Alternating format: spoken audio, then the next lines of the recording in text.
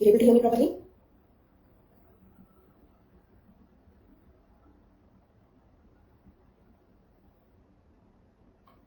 When the new batch will start?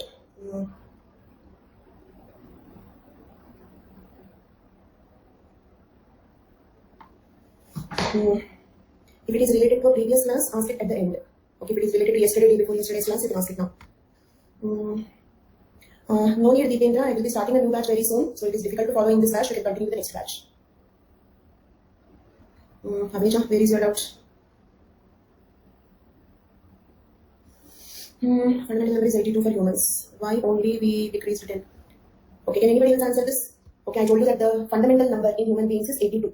Why the number is decreased by 10? Why it is not 92? People, yes, you can ask. Chromosomic, egocentric, acrocentric. Yeah, Saurabh gave the answer already. Manish, if you are writing in 2022, then there is no need of attending the recorded classes. I'll be starting with a new batch of anthropology soon. Okay? So, Deepu, you can wait for the new batch. Manish, you can wait for the new batch. I'll be starting in the month of June. Why should we decrease 20? It is not that our wish that we decrease something. We just count how many arms we can locate in the microscope. Amisha, this is not some number that we are fixing. We observe in the microscope, we count how many arms are visible. So the visible arms are 82. So it's not based on the logic, it is based on counting. Okay? Got it, Amisha? Yes, it is now better to prepare for optional. So keeping the same point in view, I'll be launching a new batch soon. Okay? So, can we move on now? Let us check the syllabus once as we always do.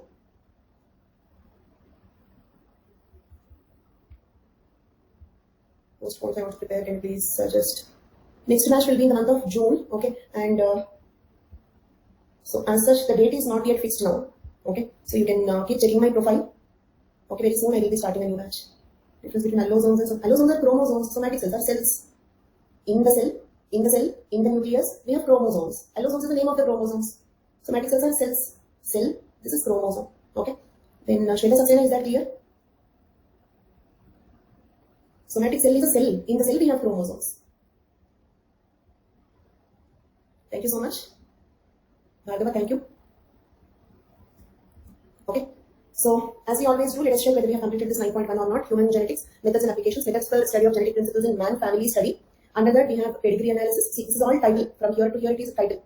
Okay. Genetic principles in man, family study. Under that, what we have studied? Pedigree analysis. Twin study we have completed, foster child we have completed, code-twin method we have completed, cytogenetic method, chromosomal and karyotype analysis we have completed. So, from here till here we have already completed. And then I said biochemical and immunological methods will be discussed in 9.6. DNA technology will be discussed in Unit 12. Okay. So, with this, except those two topics, Unit 9.1 completed. And we have seen both the previous questions. Describe briefly various methods used in genetic study of man. What are the different methods used in genetic study of man? We have pedigree analysis, we have Hardy-Weinberg law, we have genome studies, all these things. Okay. And twin method in human genetics is nothing but code-twin method. Okay, and here, okay, write down one point related to the structure. Focus on code-twin method. Code-twin method, rearing studies, and that concordance discordance studies. This is what you have to focus. Got it? Code-twin method means mean, tail, difference, variance, that you have to write. Heritability equation, all those equations. Then rearing studies, then concordance discordance studies. Okay, so this is what you have to write. You need not write about the types of twins. Got it? Okay, you need not disturb about the types of twins.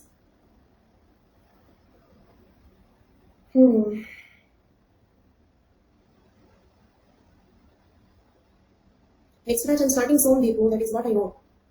I will be starting the new batch soon and I still did not fix a date and a time. So once I fix, I will let you know. Okay? And now it is a time to prepare for optional because prelims is postponed. You need not get confused about that. Because till now already I think you must have prepared a little bit for the prelims. So you can take a little break from the prelims preparation, focus on optional because after the prelims you will not have sufficient time. Okay. And coming to my next batch, date and time are not yet fixed. Okay. Sugar, nitrogen based phosphate makes a nucleic acid. No, that makes a nucleotide. Chain of nucleotides will make a nucleic acid. Shweta, is that clear? Okay. So other students, did you get the structure of twin method in human genetics? You need not write the types of twins. Now we are moving on to the next topic, that is genetic markers. 9.6 genetic markers. Okay. And see, in our batch, Unit 4 is not completed. Do you remember? Unit 4 is not completed. And then Unit 10 also, in the new schedule that they have given also, for Unit 10 there are only some maximum 2 classes will be allotted. That will not be sufficient. So if I have to continue with this schedule, Unit 10 also cannot be completed. So as I will be soon starting a new batch, is it okay when you attend these 2 units in the new batch? Probably the timing will be 11 o'clock. If not possible, you can even attend the recorded one. so that we can continue with Unit 9 a little more leisurely. Okay, we need not rush to complete Unit 10 also before the theories begin. Fine, let us do that. Unit 4 and Unit 10, I will let you know in the new batch when the topics will come, then you can attend them. Okay, I'll let you know here. Fine. So, now let us move on to the next topic, genetic markers. Okay, in the syllabus it is given as study of age, sex and population variation using genetic markers. Let us first understand what is a genetic marker. Genetic marker is a gene or a DNA sequence. Basically, what is a genetic marker? It can be a gene. Means, for example, hemoglobin gene can act as a genetic marker. Insulin gene can act as a genetic marker. Okay, so any gene you can consider as a genetic marker. Is it clear? But it need not be a gene. It can be a DNA sequence. What is a DNA sequence that is not a gene? What you call a DNA sequence? It is not a gene. Junk DNA. So it can be a junk DNA also, DNA sequence. Then, with known location, means what? There is a clause here. Any gene, any junk DNA, any sequence, I mean to say any sequence, let it be functional or non-functional, some sequence. Okay, then, but there is a condition for it. We should know the location of that gene on a chromosome, isn't it? Means we should know on which chromosome is it and where it is. Then only we count it as a genetic marker. Clear? And we use genetic marker to identify individuals or species. We use genetic markers to identify individuals or species. From this definition, I will ask you 3 questions. I want everybody to answer, please. Okay. First question: can a gene be a genetic marker? Okay. Can a sequence of junk DNA? Who said no? Somebody said no. Buzz up. Why do you think it is no? In the definition, it is clearly written that. Okay. Thank you so much. That it is a mistake. Right. Very good. Thank you. Can a sequence of junk DNA also be a genetic marker? Then, what is the condition for it? Can we call all genes or all junk DNA as genetic markers? There is a condition clause. What is that clause? We should know the location of that sequence. Very good. Then, what is the use actually? Why are we studying about genetic markers? What is the use? Why are we studying about genetic markers? To identify individuals or species. To identify individuals or species. Okay.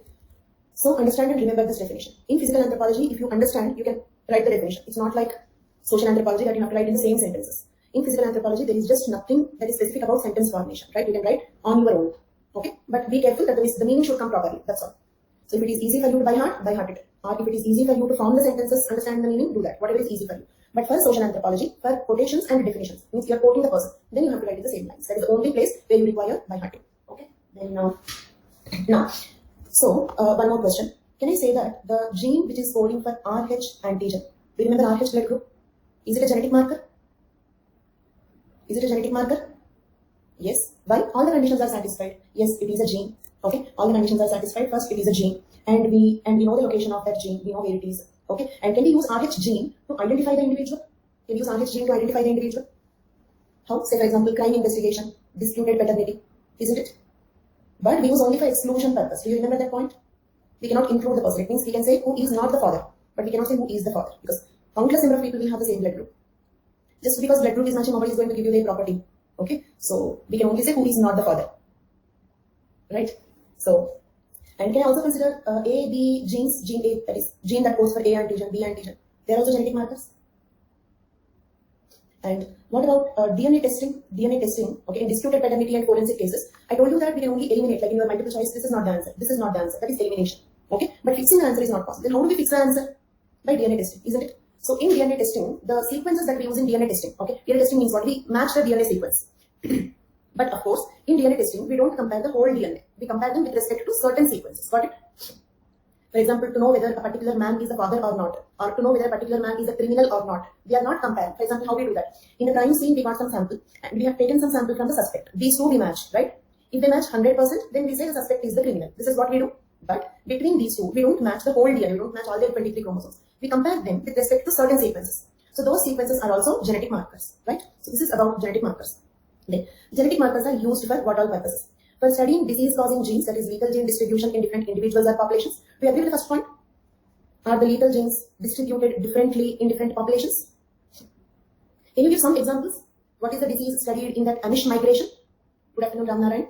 So what is that disease studied in Amish migration? In inbreeding we have seen. No, not Huntington. Ellis-Van-Creveld syndrome. Do you remember that? Same way, achromatopsia also, achromatopsia, and some like among Arya Vaishyas also. Okay, then revise it once. Among Arya Vaishyas also, I said that they are getting some reaction when we give anesthesia. Do you remember? So in different geographic places, different castes or different populations, different diseases are more common, isn't it? So lethal genes distribution is different in individuals or populations. Got it? In founder effect, I told you Amish people migrated to Pennsylvania. They didn't mate with the people there. Okay, they remained isolated because of the Ellis-Van-Creveld syndrome increased in them. Could you recollect now? Feeling like heard somewhere? Okay, fine. So then we also use, it means we also use them for age and sex variations. Age and sex variations. It means what? Certain genetic markers, if you observe the syllabus here, certain genetic markers show difference in age. Got it? Means what? With age they change. With age they change. Means they are more common in certain age groups. And some are more common in sex. Certain genetic markers are more common in different sexes. Means, for example, X-linked dominant diseases are more common in the females. X-linked recessive diseases are more common in the males. Do you remember? So that can be an example for sex variation. And population variation, okay, this Ellis-Van-Creveld syndrome, achromatopsia, okay, age variation, Huntington's syndrome. So I mean to say different genetic markers. Certain genetic markers show age variation. Certain genetic markers show sex variation. Certain genetic markers show population variation. Clear? So this is study of age, sex and population variation using genetic markers. Got it? Age, sex and population variation using genetic markers. But one small point I would like to highlight here. It does not mean that each marker will show all the three variations. Got it? Means what? It can show only age variation, or only sex variation, or only population variation. For example, Ellis-Van-Creveld syndrome shows only population variation, but not sex variation or age variation. Agreed? Okay? So, in the syllabus, this sentence does not mean, because many students will ask me, for example, with respect to a genetic marker, if I explain about age variation, then they will ask me a question, then what about sex variation and population variation? Okay, need not be. It does not mean that each marker will show all the three variations. Each marker shows any one of the variations, or sometimes more than one of the variations. Clear? Okay, but actually you have to add one more thing also, age, sex and population variation. There is another word, individual variation. Individual variation means what? Each individual can be different. Okay, not only a population or a sex. Every individual. Do you remember HLA typing? We used the word, but I did not explain what it is. HLA typing. No two human beings will have same HLA typing. First, just remember this point. No two human beings will have same HLA typing. Each individual is different. Then it is showing individual variation, isn't it? Then it cannot show sex variation, age variation, population variation. It shows individual variation. Got it? So add one more point, age, sex, population and individual variation. And individual variation.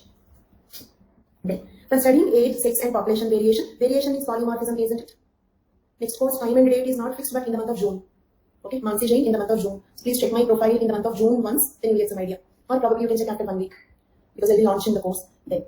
For identification of individuals, reduce genetic markers for the identification of individuals. RH, ABO, DNA testing, disputed paternity, forensic cases, right? So for identification of individuals, some genetic markers show sex variation, some show age variation, some others show population variation. Clear? It does not mean that each marker shows all the types of variation. So this is how the genetic markers are used. So as of now, we just understood what are genetic markers and how they are used. Why are we studying about them? And the first genetic marker we are studying is RH blood group system. Population variation can be ethnic groups or racial groups or geographic groups. Geographic groups, anything, any population. So the first marker that we are discussing is RH blood group system. RH blood group system is, and we discussed about RH blood group system earlier, but not completely. There are many points in RH blood group system that we have to discuss. That we will complete now. Okay? You know basically what is RH. Now we are seeing the details of that. Then, RH blood group system is a system for classifying the blood groups according to the presence or absence of RH antigen, often called RH factor, on the cell membranes of red blood cells, isn't it? On RBC, if you have RH antigen, positive. On the cell membrane of RBC, if it is absent, then negative, right? Next, the designation RH is derived from rhesus monkey. You know these 2 points. Next, the blood group system, RH blood group system, was discovered in 1940 by Carl Landsteiner and A.S. Wiener. Who discovered the system? Landsteiner and Wiener. Okay. Then, since the time, a number of distinct RH antigens have been identified. Here comes the new points. First 2 points are familiar to you. This is a new point. This I am explaining. Till now, okay, we considered RH as a single antigen, right? Till now, we considered RH as a single antigen. But this is wrong. Okay, wrong means this is when we study the RH superficially. Okay, wrong means that is in usage. Of course, we study like that only, but that is not completely correct. It's not a single antigen. Okay, in the RH system, there are many antigens. There are many antigens. Okay, then many means how many antigens we have? Currently, 61 antigens have been identified. Got it? How many antigens? The one that we are describing as a single antigen. We have been saying RH antigen present, positive, RH antigen absent, negative. So, but that is not a single antigen. 61 antigens. Okay, and 61 are also, observe the sentence here, currently 61 antigens have been described, means maybe there can be more. This is 61 that we know. Maybe there can be more. So, many antigens means what? Actually 61 identified. 61 identified. Okay, then among the 61, 3 antigens are more important. 3 antigens are more important. They are C, D, E. Got it? Antigens named C, D, E are relatively more important. Then you ask me, why are they more important? Okay, because they are present in higher concentration on RBC. Are you understanding? They are present in higher concentration on RBC. What is the significance if they are present in a higher concentration? If they are present in a higher concentration with little amount of blood transfusion also, they can cause reaction. Is it clear? little, maybe 10 ml blood is given, still they will cause reaction. But if an antigen is present in a smaller concentration, very less, then maybe half liter blood is transfused, there won't be a reaction. Why? Because the concentration is very less. What is the last point? The last point I'm still explaining. Till now we have been thinking that RH is a single antigen, but that is wrong. There are total 61 antigens. Okay, that too, this is not total. This is the number of antigens that we know as of now. Out of them, 3 are more important. And why are they important? Because they are in higher concentration. Higher concentration, so what? If they are in a higher concentration, then with a little amount of blood transfusion also, they cause reaction. Okay? So we have to surely check whether that antigen is matching or not. Means, for example, if I have C in my body, then only C should be given to me. Isn't it? For example, let us suppose donor blood is having C antigen. Then when you can give it to me? Okay? Or let us take like this, recipient blood is having C antigen. Recipient blood is having C antigen. So then when you can give it to me? Only if the donor blood is also having C antigen. Okay? Means the donor and recipient should match. Otherwise, with a little amount of blood transfusion also, they cause serious reaction. So on that basis, C, D, E are more important. And out of them, D is the most important. D is the most important. Got it? Okay, now answer these questions. Is RH a single antigen? Is RH a single antigen? Then how many are there? How many are there? Very good. Then out of them, what are the important antigens? C, D, E are important. Why are they important? Because we like them or because they look beautiful. Why are they important? Present in higher concentration. Okay. If any antigen is in higher concentration, then matching it is very important during transfusion. Because if it is not matched, then it can cause a serious reaction. If it is in a small concentration, even if it is not matching, it will not cause a serious reaction. Right? That is why they are important. Then what is the most important one? Most important one? D. Very good. Then I said that initially we have seen that there is a single antigen, then I said it is wrong. So why do you think I might have said something that is wrong to you? If it is totally wrong, why usually we study like that? So it means it is only a simplification, but it is not wrong as such. Then which one do you think that single RH antigen that we were speaking about? Exactly. D is that one single RH. It means when we don't go into all these, every time it is not possible to discuss all these details for all the topics. So when we study superficially, okay, for some genetic transfusion, for some blood transfusion or something, when we have to study erythroblastosis fetalis, do you require all these points to understand erythroblastosis fetalis? It will rather complicate the topic, right? So there we have to speak about some single antigen. So what is that one single antigen? D antigen. That is the reason why in the blood testing kit also you will have 3 bottles. Okay, you will have 3 bottles, and on the 3 bottles it is written like anti-A, anti-A, anti-B, anti-D, anti-sera. Anti-sera. Anti-sera means what? Serum having antibodies. Got it? Anti-sera. So when we put 1 drop of the blood and we add anti-A, anti-sera, if it reacts, it means the person is A blood group. Got it? Then you add anti-B, anti-sera to 1 drop of the blood. I've taken 1 drop of the blood on a slide. Then I've added anti-B, anti-sera. There is reaction. So what blood group it is? But you forgot that it also reacted with A. It reacted with A, it reacted with B. So the blood group is AB. Fine. It also reacted with anti-D. Anti-D also coagulated the blood. So the blood group is exactly. Not ABD. Avnija. There is nothing but, did you hear anything like ABD blood group? AB positive. We have only 8 blood groups. Right? Among them what it is? AB positive. D present means RH is present. RH is present means positive. Okay, the blood group is AB positive. So that is how we do. Right? Then. So, Carl Landsteiner and A.S. Wiener, since the time a number of distinct antigens have been identified. But the first and the most common one is called RHD. It causes the most severe immune reaction when the RH positive blood is transfused to the RH negative person, or when RH negative mother carries RH positive baby. Okay, so here I have explained why D is more important, because it causes the most severe reaction. When it will cause most severe reaction, positive blood is given to negative people, or if a negative mother is carrying positive baby, erythroblastosis fetalis. Okay, do you remember erythroblastosis fetalis? There. In such exposures, RH negative person's immune system produces antibodies for RH antigen. They will attack the foreign red blood cells having RH antigen, causing them to clump together or agglutinate. The resulting hemolysis or destruction of red blood cells causes serious illness or sometimes death. Understood? Why incompatible blood should not be given? Because the recipient's antibody will fight with the donor's antigen and it results in clumping together or agglutination. Okay, not clotting. We should not call it as clotting. Clotting occurs every day in your body.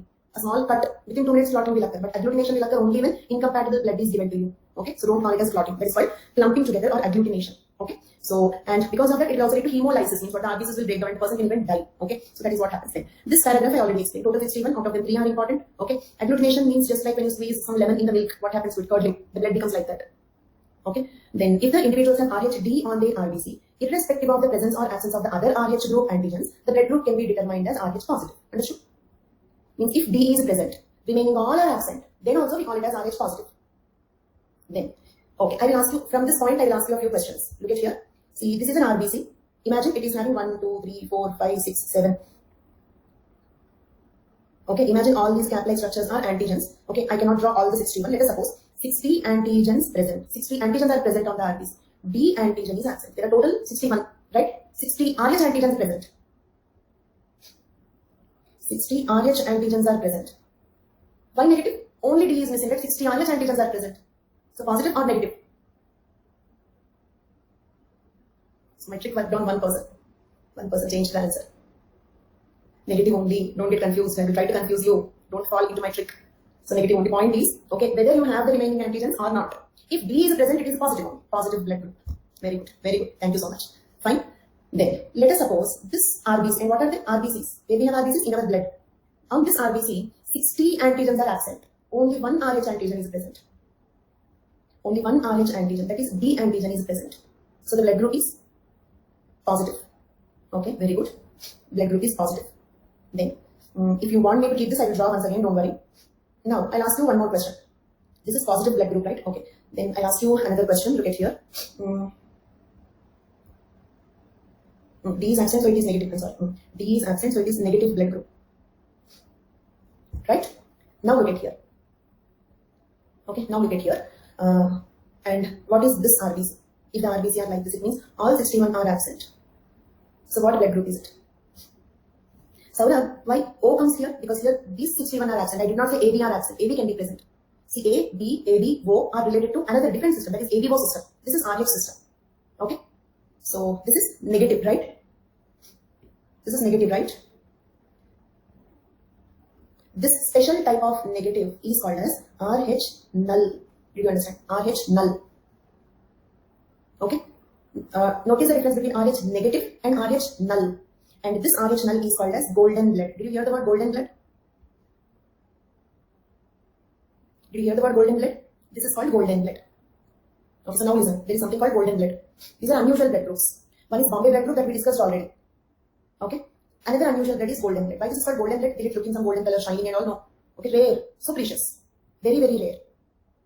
So precious. It means, see, because all antigens are absent, it means they can produce all, complete my sentence, all 61 antigens are absent. So they can produce all antibodies. Because, okay, okay, we never produce antibodies to self-antigens. But here, all the 6 are not self-antigens. All the 6 are absent. Okay. So that is the risk here. Means who can donate blood to an RH null blood group person? Who can donate blood to an RH null person? Don't drink gold. Oh, yeah, golden blood. Yes. Another null person only. Another null person only. Okay, even O negative. Normal O negative people cannot donate blood. Is this combination okay? Can a normal negative person donate blood to null? No. Because for those 60 antigens, they will produce antibodies. The blood will coagulate. The person will die. So this is one problem. Okay, so getting a golden blood is so difficult. So therefore we call it as golden blood. And this is one unusual blood. So Bombay blood group and golden blood. These are two unusual blood groups that we have. And also that is one problem. There is another problem also. Here, if you observe, usually the RBCs are covered with all these antigens. Will that give some mechanical strength to the membrane of the RBC? Which membrane do you feel is tougher? Among these two, which one do you feel is tough? Membrane is little tough. The one, because the antigens are covering the RBC. So the RBC membrane will get some mechanical strength. But here all antigens are absent. So nothing is covering it. So the RBC membrane will become very delicate, isn't it? So hemolysis is more possible here. Hemolysis is also easier. Pragya Singh, are you there since beginning?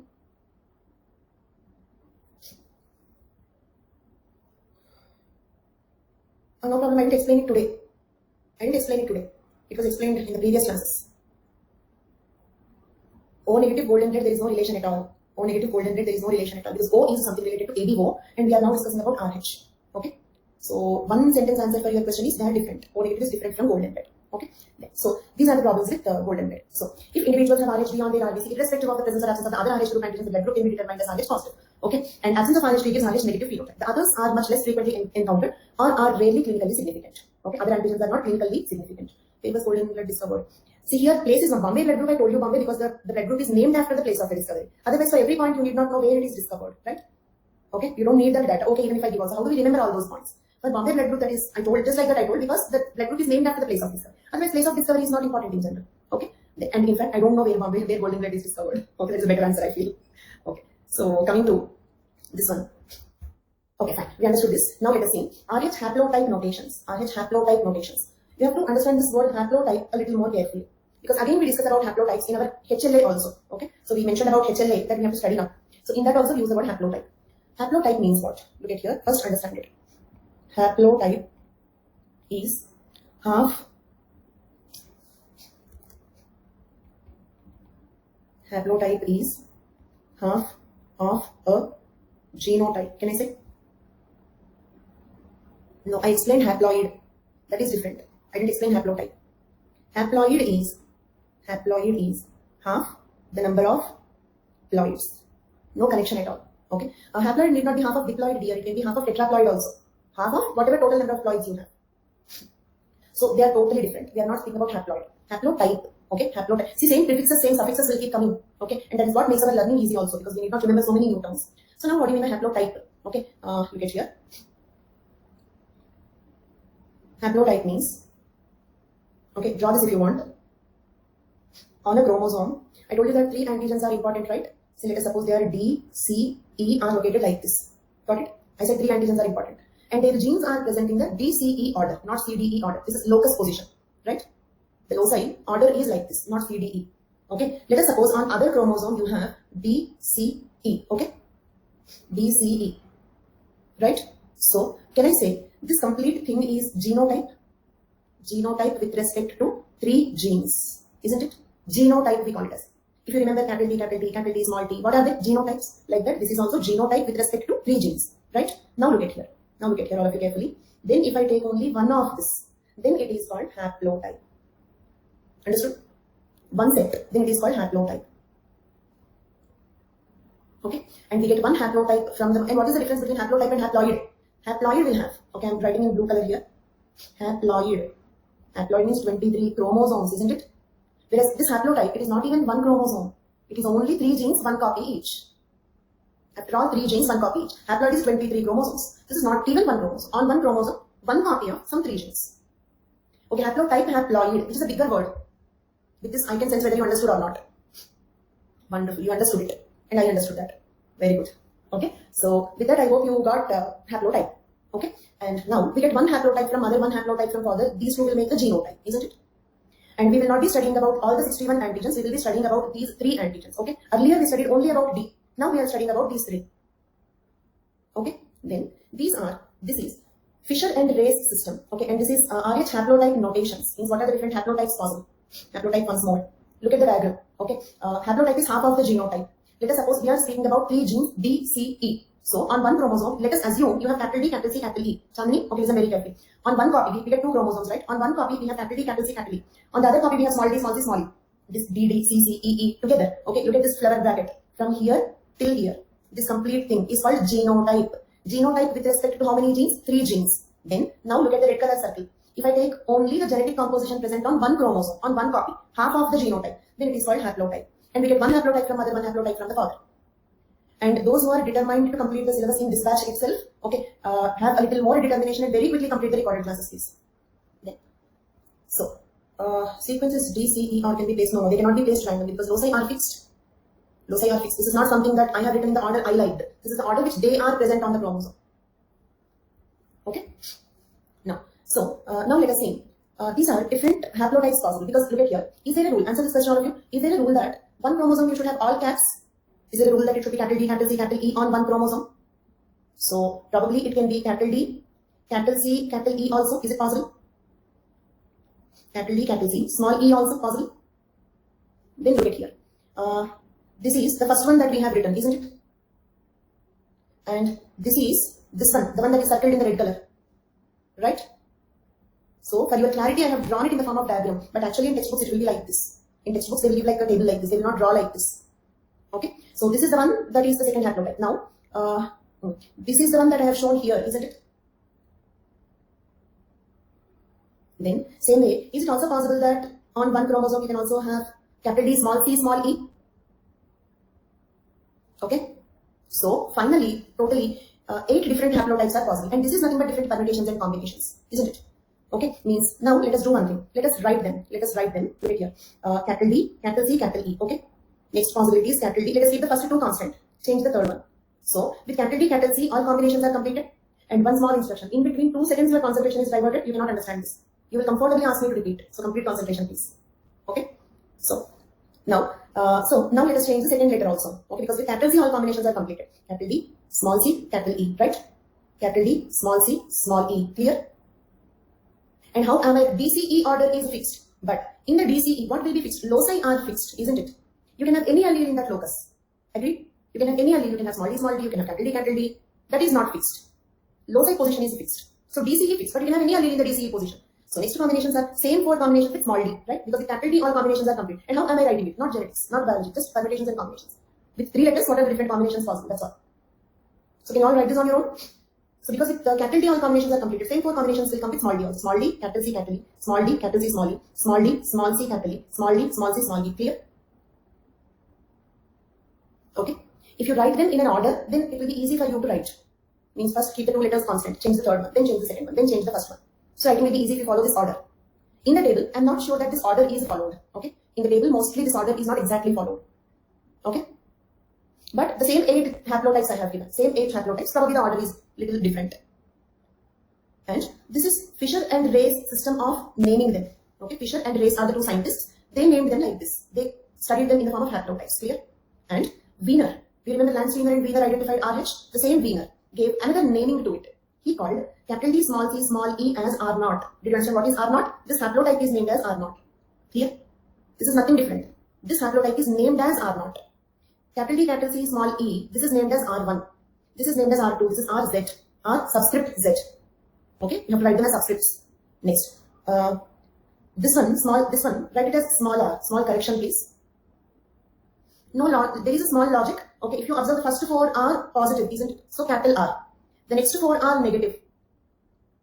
And one more thing, I love the logic. So logic is one word with which I live. So if there is a logic, I'll surely explain. You can wait. So finally, if I don't explain, then 2 are possible, 2 possibilities. Either no logic, they just named like that, or I don't know the logic. Okay, so if there is a logic and I know that, 100% guarantee that I will tell the logic. Okay, so first 4 are positive, next 4 are negative blood groups. Right? Means in all the cases where you have the D capital, because capital D will give D antigen, isn't it? Small d cannot produce a D antigen. If D antigen is present, then only they are positive. So that is, and 1, 2, 3 probably to differentiate them. Capital R to show that it is positive. Okay, R0, R1, R2, RZ to differentiate them. Next, one thing that you have to change is this is not capital R, this is small r. Then R prime, R double prime, R subscript Y. These are the Wiener nomenclature. Nomenclature means naming it. Then these are all positive, these are all negative. Clear? Is this table clear now? So there are total 8 haplotypes possible. Among this, any one will come from the mother, the other will come from the father, isn't it? Then let us suppose your mother gave this haplotype to you, your father gave this haplotype to you, to the person. Then what will be his blood group? I repeat the question. These are the total 8 haplotypes possible. I asked you blood group Aryan, not genotype. Moreover, okay, how it will be capital D, capital C, small e, both are coming, right? They have both of them. I did not ask you to choose one of them. Mother is giving that, father is giving this. So what will be the blood group finally? Positive blood group or negative blood group? Aryan? Very good. Why? Ignore C and E to make it simple. Okay, if you check D, then it is capital D, small d. Dominant allele will express. So therefore, it will produce a D antigen, therefore it is positive. That is how the blood group is determined. So can we move on? Now RH null is also clear. Fine. Now you know everything about RH blood group. Erythroblastosis fetalis, inheritance, genetics, blood transfusion, RH null. Okay, every aspect of RH is clear to you. Then, so in the 9.6, the second one they have given is ABO. Okay, but about ABO, comparatively, we did most of it already. Okay, about it, unlike RH, there is a lot of content that we discussed today, but ABO is not like that. Mostly you know everything about ABO. Okay, even Bombay blood group, all such things also we discussed. Here, like, okay, then next you may, okay, look at this point. Only 43 people were found to have RH null phenotype, making it golden blood. Why this is golden blood? Because till now in the world, only 43 people having that blood group were identified. But of course, this need not be the total number. It means what? Let us suppose if you do the blood group testing in the laboratory, do you think the blood group testing will tell you that it is RH null? No, the report comes with RH negative only, because they check only D. Others are not tested, isn't it? I told you what are the 3 bottles they will have, A, B, D. So, for example, I'm RH negative. Okay, I'm B negative blood group. This is something I sometimes worry about because it's a rare blood group also. Okay, of course not very rare, but one of the rare blood groups. So, who knows? Maybe I'm thinking that I'm RH negative. Maybe who knows I'm RH null? Do you understand my point? Luckily, should not be. So, 43 people in the world were identified to be RH null. Next, the occurrence of RH positive and RH negative factors in different populations have racial significance. Right? In some racial groups, positive is more common. Okay, the proportions of positive and negative people is different. For example, among Mongoloids, RH negative is very rare. It occurs in 0.5 to 1.5% people. Did you understand? Among Mongoloids, RH negative is very rare. But among whites, white means what? Caucasoid. The frequency is comparatively high, 15% are negative. High does not mean higher than positive. It will never be higher than positive. Why? Because capital D is also positive, capital D small d is also positive, isn't it? Only small d is negative. So negative blood group is no doubt rare when compared to positive. But how rare it is? Okay, very rare in Mongoloids, comparatively common in Caucasoids. Okay, among Negroes, the RH factor appears in 5 to 8% of the population, in between in Negroids. So RH shows population variation. Agreed? I told you that each genetic marker should show some variation, age variation or sex. Okay, now let us check. Will RH show any, answer a few questions. Will RH show any age variation? I mean, will you, for example, you are born as RH negative. After 20 years, will you become RH positive? No, so it will not show age variation. Is it something like women are more RH positive, men are more RH negative? It has nothing to do with sex of the person because these genes are not on sex chromosomes. Okay, so individual variation, it means can you identify, it means is it unique so that every individual is different? Is it so unique that every, no, 85% people are the same or 99% people are the same, positive. So can I say that RH is a genetic marker, but it cannot show age, sex and individual variation, and it can show population variation. It can show population variation. It can be used to identify an individual, but only elimination purpose. Next, ABO. Okay, this one is the like the distribution chart. Okay, this I have taken from some source. You can use this. Okay, if you feel any problem in this. Okay, if you feel that there is some mistake, you can even Google search for some other source also. Okay, so this is just the distribution. For example, among whites, okay, O blood group is 36%, A is 32%, B is 8%, AB is 3.2%. Did you understand? Then among blacks, O is 7%, A is 2.9%, B is 2.5%, AB is 0.5%. Okay, so Chandrajeet, then what about optional? You are taking Rajaram GS. So what about optional? You have taken optional coaching already. Then look at this table. Then you may ask me, like 7%, 2.9, 2.5, 0.5. Then what about the remaining all? If you observe, total is white, black, Asian, others. Do you understand this table? Means this is not 100%. No, this is 100%. Then you will understand the table. If you just observe this one point. Otherwise, this table will be confusing. Means 100% is whites, blacks, Asians. White means Caucasoid, black means Negroid, Asian means Mongoloid, others. You are considering all of them to be total. This is 100%. Okay. Then you will understand why. See, O, A, B, A, B. These are all the only 4 blood groups you have. So O plus A plus B plus AB should be 100%. But why this is only 0.8%? 0.8. It means 80%. What about the remaining 20%? Okay. This question you will get if you will not observe this point. Is the table clear for all of you now? Do we have to remember it? Yes. Yes, because for 2 reasons. Okay, you can roughly write it. Okay, small errors are okay. It means analyze the table, remember it roughly. Instead of 36, if you write 34, 35, no problem. Something like that. For 2 reasons it is important because here we are studying the population variation. Okay, second one, do you remember next unit we are discussing is 9.5. 9.5 is races. So there we have a topic called the racial differences. Isn't it? We have to study the difference between white, black, Asian. Then also this point will be useful. So if you remember it, it will be useful in 2 different places. That is a random distribution, Narayan. That is because of the differences in gene frequencies. Indians will come into Asians. That is Mongoloid category. Okay, but you need not exactly remember kind of 32.2, okay, that values, because these data will be based on a sample study. If the sample you have taken is different, it means do you think they have taken the blood group of every individual in the world population? Not possible, right? Okay, so if the sample is different, the values can slightly vary. So don't worry, you need not remember like with 0.1, 0.2 accuracy. Analyze which is more common in which population, that you have to remember. Then, ABO shows population variation, agreed? Just like RH. No sex variation, no age variation, no individual variation. Then what variation it shows? Sex variation. Blood groups are considered as good genetic markers. Why I have given this paragraph? Look at here. Look at this paragraph.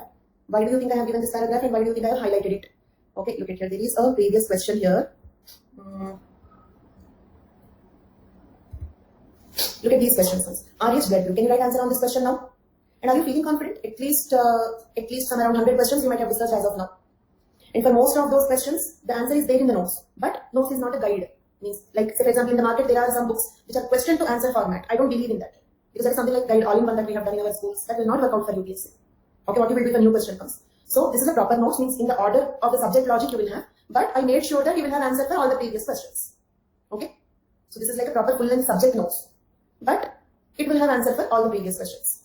Then, what are genetic markers and what is their usefulness? Do you have a direct answer in the notes? In the order. Genetic markers used for what? Okay. Next, why are blood groups considered as good genetic markers? Why are blood groups considered as good genetic markers? Illustrate with examples. For this reason, I have given this paragraph.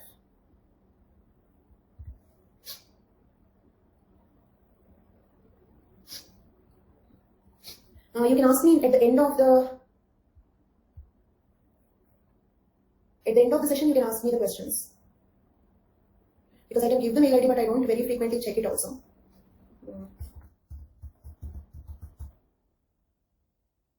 As of now, you can ask the questions at the end of the class.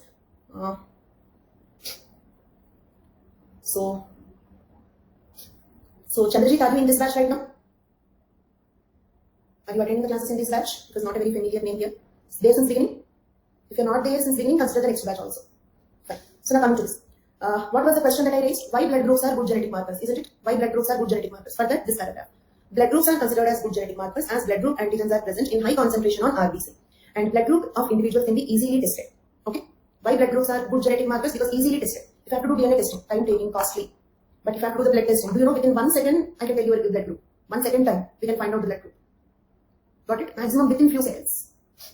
Easily detectable. So we can use as a screening test. Okay? In disputed paternity and forensic cases, use it as screening test. Okay? If it is ruled out, then we leave it, story over. But if there is a positive, if he can be the father, then only we go for DNA test, right? So that is one factor which makes it a good genetic marker. Therefore, blood group testing can be used as a screening test in disputed paternity forensic investigation and can also be used in studying the racial differences. These reasons will make blood groups a good genetic marker. Okay? Then illustrate with examples means you can write some examples. Like say for example, mother is A group. Okay. Mother is AB group. Father is O group. Okay. And the child can be A group or B group. Cannot be AB or O group. Understood? So like this you can give examples. And you can do the clause that you want. This is one clause that I have taken. So I hope you can answer this question also. So you can answer 1 and 3, right? Then what do you understand by immunogenetics? Explain with suitable examples not yet covered. Remember the question. We are now discussing it. We are going to discuss this one. Remember the question. What are immunogenetics? Explain with suitable examples. Why not O? For what it is why not O? Okay, Ramnarayan, I got it. Previous class. Ramnarayan, once again, please, I beg you, first complete recorded classes. Okay, it's my humble request to you. Please don't mind.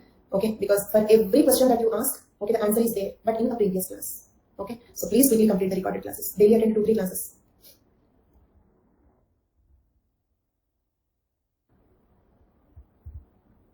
Is it? So can we proceed? The A and B antigens occur not only in A and B antigens occur not only on red blood cells. Okay, and Ramnarayan, particularly this cross we have discussed. Okay, I made the students to do this cross. Okay, then. Okay, then one more important point. So the AB antigens occur not only on red blood cells, but also on many other tissues. It means what? Sometimes, do you remember I said we can do the blood group testing from saliva also? For example, a criminal smokes in the crime scene. Okay, and leaves a cigarette butt over there. From the cigarette butt, we can do our semen, rape case, semen. From semen also we can tell the blood group of the person. Okay, then for that, there are 2 alleles called SE and SE, capital SE, then small se. Right, these are 2 alleles, dominant allele, recessive allele. Okay, they control the ability to secrete AB antigens. Secrete AB antigens means what? If they can secrete, then the AB antigens will come into saliva, urine, okay, or semen, etc., sweat. Okay, if they cannot secrete, then these fluids will not have the antigen. The antigen will be present only on RBC. Right? Capital SE is responsible for secretors. Capital SE is responsible for secretors. Small se is responsible for non-secretors. Okay, small se is responsible for non-secretors. Okay. So, for example, look at here. And one thing, ABO-RH we have already completed. Okay, and ABO-RH is a kind of continuation topic. So those students who are there from the middle of this batch, okay, will not be able to understand 100% of it. Maybe some 80% you will understand, but you cannot get 100% clarity. So if you want 100% clarity on each topic, either new batch or recorded, all recorded. Okay, so that these are the 2 alternatives. Then, okay, now answer this question. Okay, see, the genotype at I locus is IA, IB. What is the blood group? Means what antigens are present? And where do they have these antigens? On RBC. Plus, at a different locus, at SE locus, if their genotype is capital SE, okay, then they are secretors or non-secretors? Secretors. So, they have A and B antigens in, okay, see, of course they will have AB antigens on RBC, plus they also have them in saliva, semen, okay, sweat, etc. Got it? Means a secretor will secrete, okay, the same antigens as they have on RBC. Is it? For example, if an A group person is a secretor, which antigen will be secreted in saliva?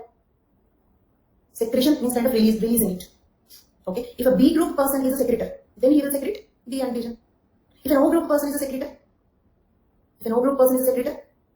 none of it. So even if he is a secretor, he cannot secrete, because to secrete there is no antigen there.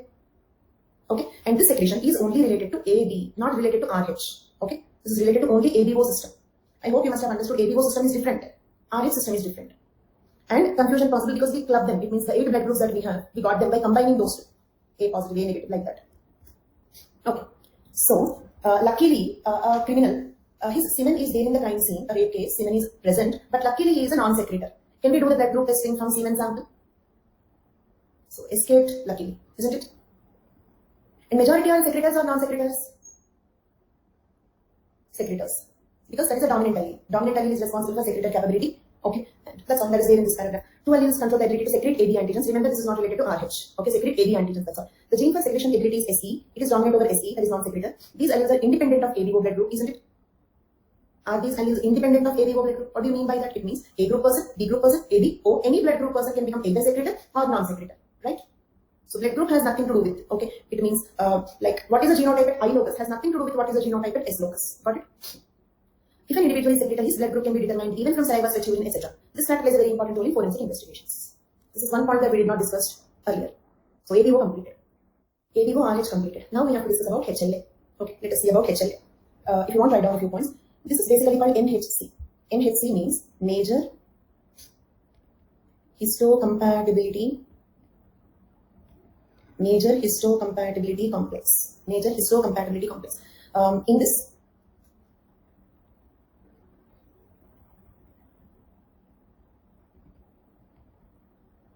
In this, the word histo means tissue. It can be an organ also. Okay, like for example kidney. Okay, or liver or heart. Then compatibility means matching. But so histocompatibility means organ matching.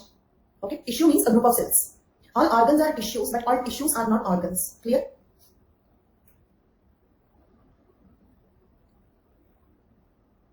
All organs are tissues because each organ is a group of cells, but all tissues are not organs. Can you name one tissue which is not an organ? Very, very popular. Any one tissue which is not an organ? Blood. Blood is a liquid connective tissue, so it is not in the form of an organ. Okay, leave it. So when we discuss about this MHC, we mostly discuss this about in organ donations, right? Organ donations. It means, see for example, if somebody should donate an organ, do we need blood group matching between the donor and the recipient? So it means a positive person cannot donate kidney to a negative person, 100%, right? But blood group match. Okay, let us suppose between donor and recipient, blood group is matching. Can he donate the organ? No. Okay, yeah, may. Okay, it means only because blood group is matching, organ cannot be donated. Means what? During organ donation, we match something else. That is MHC. During organ donation, we match ABO RH, plus we also match, okay, something else. That something else is MHC. So we call it as major histocompatibility complex because this determines whether the foreign tissue will be matching in our body or not. This determines whether the foreign tissue will be matching in our body or not. Okay, then.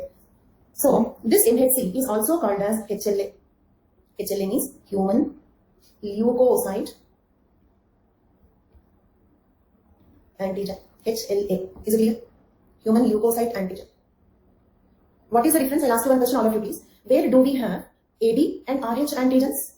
Where do we have AB and RH antigens? Very good. Then where do we have this HLA antigens? Where do we have this HLA antigens? Tarun, wrong answer. Where do we have HLA antigens? WBC. Leukocyte means WBC. Okay. So therefore, they are called human leukocyte antigens. It means when we do the organ matching, we match the ABO and RH, but plus we also match some antigens which are present on leukocytes. They are called human leukocyte antigens. Then what is MHC and HLA link? HLA is nothing but, look at here, HLA is nothing but the MHC of humans. Did you understand? Means we have MHC in rat also, cat also, okay, bat also, right? Humans also. But in humans, if you have it, then we call it as HLA. No mother or father will not match MHC. They can match only 50%. They can match only 50%. Okay, I quickly repeat. MHC means major histocompatibility complex. Histo means tissue. Tissue means a group of cells. So organs are tissues. Kidney is a tissue. Liver is a tissue. Okay, in kidney donation, liver donation, heart donation, donor and the recipient should match. We basically do the blood testing. Blood group should match. It means AB, RH should match. But only if the blood group is matching, it does not mean that he is a suitable donor. In addition to AB and RH matching, they should also match in this MHC. MHC is major histocompatibility complex. We have this major histocompatibility complex in all mammals: dog, cat, rat, giraffe, lion, tiger, all mammals. So the MHC that is present in the humans is called as human leukocyte antigen because these antigens are present on WBCs or leukocytes. AB and RH antigens are on RBC, but this HLA antigens are present on leukocytes. So HLA is nothing but the MHC of humans. Okay, so MHC, HLA both mean the same. It is useful in organ donation. And what do you think? Will this show population variation, sex variation, or individual variation? This shows individual variation. Eye is also a tissue because no two humans have same HLA except identical twins. No two humans have the same HLA. So this shows individual variation. So as I told you, each marker can help in studying either age variation or sex variation or individual variation. Can we move on? So HLA are the proteins that are located on the surface of white blood cells and other tissues of the body. Remember, not only WBCs, other tissues of the body. In every tissue we have it. In every tissue we have it. Okay? Means we don't have them in RBC. Remaining all places we have it. Then, in humans, HLA complex coding for MHC proteins are located on short arm of the 6th chromosome. Where are these genes located? Short arm of 6th chromosome, right? And genes are clustered in regions, namely MHC region 1, 2, 3. Is it clear? It means there are many genes here. There are many genes here. These genes are grouped, categorized into 3 clusters. And this is difficult. This is difficult. Okay. And after this, remaining all are easy. So complete concentration to understand this. And also, we cannot complete HLA today. So if you have any doubts, don't worry. We will continue tomorrow, then you will understand them. Okay. But as far as I explained, try to make it 100% clear. So, in the MHC, for example, in RH, you have 3 genes, right? CDE. Or if you take the total count, 61. Same way, here also we have many genes. Okay, just like CDE, here also we have a few genes. Those genes are grouped into 3 clusters. 3 clusters. 1, 2, 3. Clear? We'll come to the alleles little later. Okay. Now, MHC region 1. We are discussing about the region 1. I have given the diagram also in this. Okay. Then it will be clear for you. Look at here. MHC region 1. It comprises of 3 class 1 genes called HLA-A, HLA-AB, HLA-C. Okay.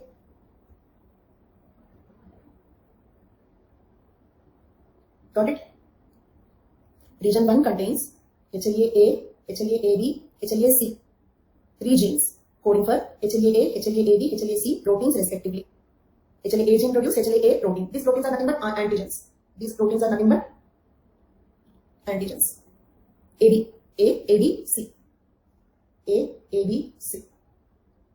MHC class 1 proteins are present on surface of all nucleated cells, present the antigen to CD8 plus T cells. Okay, I'll explain the meaning of this. This is interesting if you understand.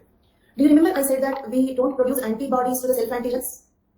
We don't produce antibodies to the self antigens, but for that, how does, listen to this question carefully, how does the immune system know which is self, which is foreign? Did you understand? Memory is one word that you heard during COVID pandemic, right? But this has nothing to do with memory. Okay, so how do the immune system know, okay, that these are self antigens? So every cell, listen to this carefully, this is interesting. Every cell should show to the immune system that these are all my antigens, so please don't disturb them. Did you understand? Like attendance, yes, present. Every cell in our body, okay, should kind of advertise. Okay, means what? See, look at here. This is my antigen. Don't disturb it. Got it? Then the immune system will not disturb them. Okay. Then, see for example, imagine this pen is antigen. My cell. Imagine I'm a liver cell. Okay, and this is one antigen. I have to show this to the immune system. Otherwise, the immune system will think that I'm foreign. So, look at here. I'm showing that antigen to it. Okay. So that antigen is presented in some structure. My hand. The pen is antigen. Then what is my hand? That hand is MHC class 1 protein. Do you understand? MHC class 1 protein. See, let us suppose, look at here. This is a liver cell. Self. Okay. Then look at here. This is MHC class 1. Okay. Then this is a self antigen. Did you get the concept now? So like this, each and every cell in our body is showing, first of all, take attendance. These are all, this is our group, our antigens. They will not be disturbed. So in addition to these antigens, if a new antigen comes, that will be recognized as foreign. Okay. Then, and during this COVID pandemic itself, you might have heard about T cells also. And I think we discussed about B cells, T cells earlier. No, right? We have 2 types of cells. B cells, they produce antibodies. B cells produce antibodies. Okay. Then there are T cells. They kill the unwanted cells like cancer cell, okay, or any infected cell or a foreign cell. They kill the cells. Clear? In this there are 2 types again. Okay. In this there are 2 types. They are called as cytotoxic T lymphocytes. Cytotoxic T lymphocytes. Okay. Then we have T helper cells. T helper cells. Are you following? Cytotoxic means what? Okay, it means they are killer cells, isn't it? Toxic means poisonous. They are poisonous. It means exactly they are not poisonous. What they do is they directly eat away. Okay, they will engulf the cell and eat it away. Did you hear about phagocytosis? Phagocytosis means cell eating. Okay, one cell will absorb the other cell and it will digest it completely, degrade it. Okay, so these cytotoxic T lymphocytes will eat away the unwanted cells, right? So they are killer cells. But for all these killer cells, we have to show like this: your body cell only, so you should not kill me. Got it? So that is the purpose of MHC class 1. That is the purpose of MHC class 1. Okay, they show the self antigens to the killer cells and tell them not to kill. Read the sentence. So, MHC class 1 proteins are present on the surface of all nucleated cells and they present the antigens CD8 plus T cells. These are nothing but that cytotoxic T lymphocytes. Okay, means those are nothing but those killer cells. Right? Next, we have MHC2 region. MHC2 region comprises of 3 important genes, namely DP, DQ, DR, encoding DP, DQ, DR proteins respectively. These are MHC class 2 proteins, isn't it? Name of another T cell, T helper cell. I told you, T helper cells. These are called CD8 plus T cells. These are called CD4 plus T cells. Okay, T helper cells are called CD4 plus. Plus means having it. Why they are called CD8 plus? Because they have some structure called CD8 on them. So they are named as CD8 plus cells. Same way helper cells will have something called CD4 on them. So they are called CD4 plus cells. Okay. So B cells and T cells are 2 important. I repeat the story once again, listen carefully. B cells, T cells are 2 important cells of our immune system. B cells produce antibodies, whereas the T cells will directly eat away the unwanted cells. But in the T cells, we have 2 types, cytotoxic T lymphocytes. They are killer cells. They are also called as CD8 plus T cells because they have a structure called CD8 on them. And the other type of T cells are called T helper cells. They won't kill, but they help the killer cells, assistant. So they have a structure called CD4 on them. So they are called CD4 plus T cells. Clear till now? Yes. Okay. So will they eat away corona infected cells? Anil Kumar is asking, can the CD8 plus T cells eat away the coronavirus infected cells? Yes. Yes. Okay. Because there it is the coronavirus antigen which is presented. But uninfected cells cannot be killed because uninfected cells will present the self antigen. If you present self antigen, yes, I know you. Okay, I have seen you somewhere, so I'll not kill you. Clear? Fine. So, this MHC class 2 proteins are located on the surface of antigen presenting cells, presenting the antigen to CD4 plus T cells. Okay, presenting the antigen to CD4 plus T cells. Then this is little lengthy. I will continue this in our next class. Okay. Remember what we have discussed till now. You can ask me if you have any doubts from this point. It means I did not tell you much about CD4 plus T cells. With this, I will continue tomorrow. And I'll give you a small recap also, don't worry. So, if the immediate previous point is not 100% clear, don't worry. So, have any doubts? One question here, Manish. Switching my optional to anthropology, how many months will be sufficient? From last 4 months, isn't it?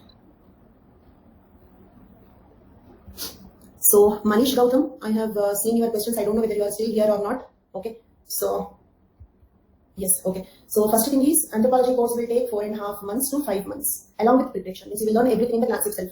After the class with a half an hour revision every day, you will be able to complete your preparation also.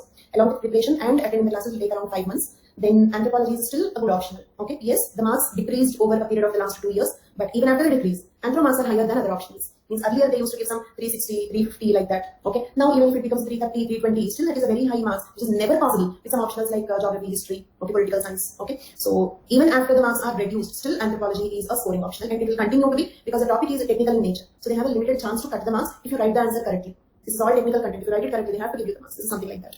Okay, so you can surely choose this, no problem. Preparing for 2022, should I watch recording session? New batch will be Moji. Are you still there? Moji, are you still there? Very good, thank you. So, 2 options. Either I will be starting a new batch in the month of June, but date and time are not fixed. Mostly the timing will be 11 o'clock in the morning, and date maybe approximately mid-June. So, either wait for the new batch or attend all recorded classes because it's already around 60 classes completed. Lot of content. So, each point that we discuss at this moment will have some connectivity with the previous point. So, it will be very inconvenient if you join from the middle. So, either attend all recorded classes, no problem, because I will be answering all the questions that you get. Okay. So, or wait for the next batch. Some suggestion related to fast handwriting. Just practice.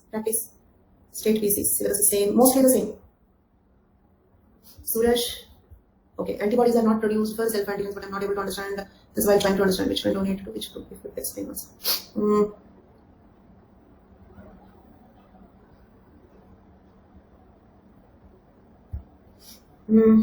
Okay. Which one can donate to which one means you are speaking about blood donation or organ donation. Suraj, the question is very complicated. Will it be good time to start in mid-June? Right now, there is no good time because everything is haphazard. Okay, we don't know next year when the exam will be. We don't know. Okay, so there is nothing like absolute good time because everything is uncertain. When the interviews will be done, when the prelims will be done, when the mains will be done.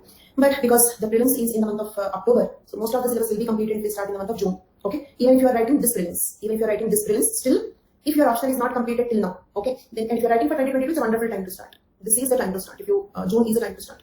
Even if you're preparing for 21, still June batch will be okay because you'll be completing most of it before your prelims. Blood transfusion, Suraj.